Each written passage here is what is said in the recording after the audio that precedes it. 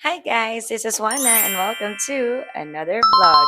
Today, another unboxing, another unwrapping yung gagawin natin. Since napapadalas na yung pag-unbox ko, I think ito na yung pinaka last na bubuo dito sa unit namin. Since dumating na yung full body mirror ko na in-order 2 months ago na ata. Yes, 2 months ago I think. And isa to sa kukumpleto ng look nung ina-achieve ko na vibe dito sa living room area namin. Tara, i-unwrap na natin siya. Okay, so I ordered this almost 2 months na. So, ngayon lang siya na-deliver sa akin. But anyway, eto na siya. Yun ang importante. I think this is 5 feet height ng mirror and kahoy yung kanyang frame. I choose color blue kasi nga gusto ko ng colorful ngayon sa bahay. Hindi na ako yung dating emo girl. Emo Sinabi girl mo, bitch! na black, white, and ano lang, neutral. Gusto ko ngayon medyo makulay na yung buhay ko. Wow, makulay. Makulay ang buhay. Kulay ang buhay sa sinuhang gulay. Dahan-dahanin lang natin.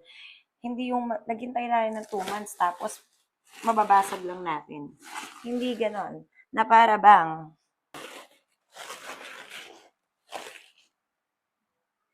so ito magpapaka Wonder Woman na naman tayo kasi kailangan natin tong buhatin. Agoy! Ang bigat be. Mabigat siya. Agay. Huwag ka malalaglag sa akin, be. Masyado ka mabigat. Hindi kita kaya. Ay, oh my goodness. Ayun, success. Success. So, kailangan lang natin siya gigit na.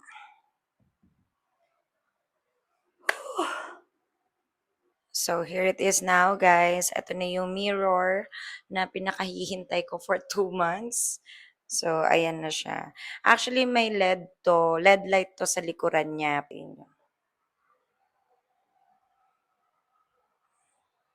Pero since wala akong outlet dito, hayaan na lang muna natin siya. Magagamit naman natin yan kapag nilipat-lipat ko yung mga gamit natin. At sana yung susunod natin i-unbox. PR package naman. Manifesting. So that's it guys. Thank you for watching. Till my next vlog. Bye guys!